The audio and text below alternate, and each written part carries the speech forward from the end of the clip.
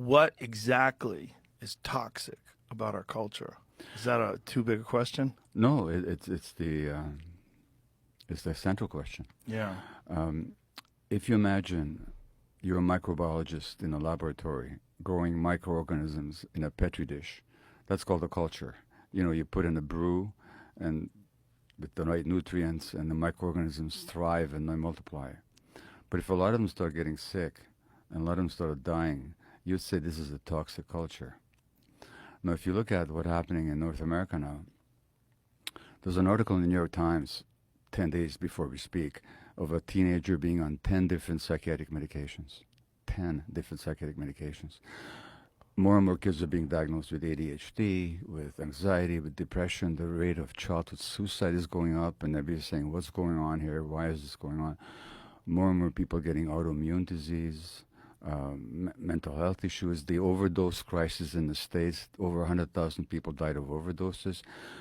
Either we assume that these are all accidents and sort of blows of misfortune, or we get that there's something about this culture that's fomenting so much illness. 70% of American adults are on at least one medication. 70. 70, yeah. 40% are on about two at least. That's a toxic culture. There's all kinds of. Now I could talk about what makes it that way, but when I talk about toxic culture, I'm talking about its impact on the people who inhabit it. So this toxic culture, are you just talking about the overall way human beings communicate? Is it the way we're being raised? Is it the foods we eat? Is it everything? It's all that. It's all. And salient amongst them, how we raise our kids. What about how we raise our kids? Well, if you look at how human beings evolved over millions, really, of years and hundreds of thousands of years, and even our own species has been on the earth for about 150, 200,000 years. For all that time, until the blink of an eye ago, we lived out in nature in small band hunter-gatherer groups where kids were raised communally. So that it wasn't just an isolated nuclear family or an isolated mother or father. It was grandparents and uncles and aunts and the whole community. It takes a village, as the saying goes. It takes a whole community. Now, children also were picked up when they cried. In fact, they were never even put down. They slept with their parents. They were breastfed for 3 or 4 years. In today's society, and I can start even before that, already we know that stresses on the pregnant women have a negative impact on the infant, physiological impact on the infant's brain development. I mean, it's not even controversial. In our society, we don't pay attention to women's emotional needs when they're pregnant, and we don't pay attention to the child's emotional needs. So the child needs to be held and accepted unconditionally. Now, in our society, we actually tell parents not to pick up their kids when they're crying. Yeah. And that is an insult and a trauma to the child. And that has an impact on the child's trust in the world, sense of safety, sense of belonging, how they feel about themselves. You know, in the book I talk about my mom, and I talk about my own infancy in Budapest, Hungary, as a Jewish infant under the Nazis. So you can imagine how stressed my mom was. But forget the Nazis for a minute. I read her diary, and she writes, this is when I'm 2 weeks of age, and we're in the maternity hospital. And she says, my poor little Gabor, my heart is breaking for you because you want to be fed and you're hungry, but I promised the doctor I would only feed you every 4 hours. And you've been crying for the last hour and a half. What's it like for an infant to lie there next to their mom and not be picked up and fed for an hour and a half? Now try telling a mother baboon or a mother cat or a mother bear to ignore their child's distress for an hour and a half. So the very advice that we give to a lot of parents these days already damages the child. Where's that advice coming from? Like, who are the experts that thought it was a good idea to not pick up children when they're crying? It's been going on for about 100 years, maybe even longer. Dr. Spock, I don't know if you remember the name Benjamin Spock. His book was just the most influential parenting Bible for decades, to the 50s and the 60s and the 70s. And he talked about the tyranny of the baby. He wants to be picked up. He says, well, how you deal with that is you walk out and you shut the door and you don't go back. In other words, you isolate the infant. Now, look at how hunter-gatherers raise their children. They carry their babies everywhere.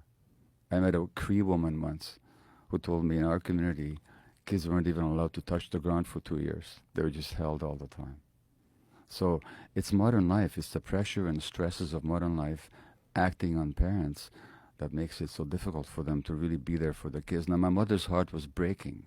She went against her own instincts to follow the doctor's advice. Again, you tell a mother rat or a mother baboon to ignore the baby's cries, and you find out what mother rage is all about.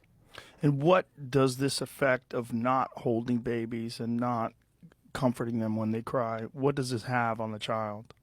Well, let's say you're my friend, okay?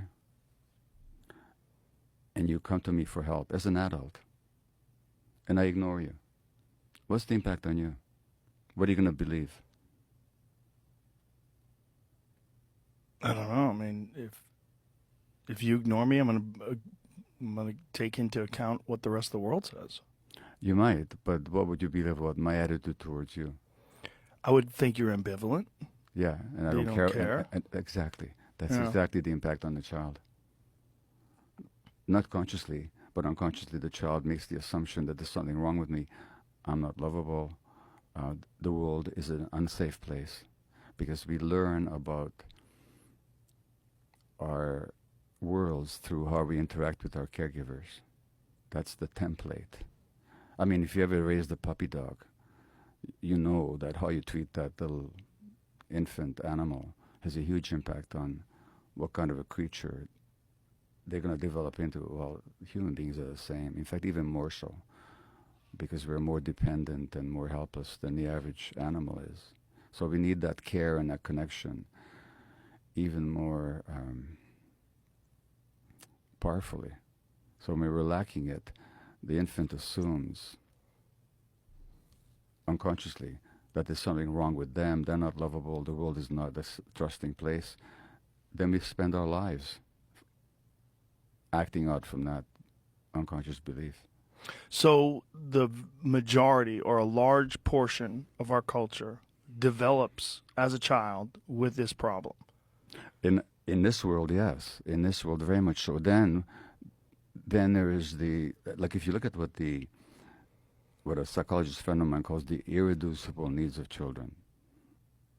Irreducible meaning that if you don't meet these needs, there's going to be negative consequences. The first one is unconditional loving acceptance. Just a sense of belonging, attachment, it's called. Connection. The infant needs that. You know how baby elephant is born?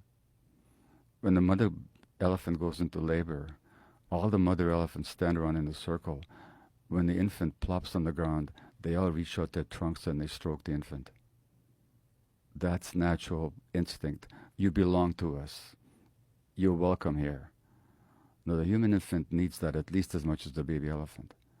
Now, so the first need is this unconditional loving welcome in the world. The second need of the child is that the child shouldn't have to work to be loved, to be accepted. I shouldn't have to be pretty, smart, successful, compliant, good, nice, anything. I shouldn't have to work for what is my birthright, which is to be accepted as a person with value and worth and lovable in their own rights. That's the second need. And the third need is the freedom to experience all our emotions. And successful and self-actualized,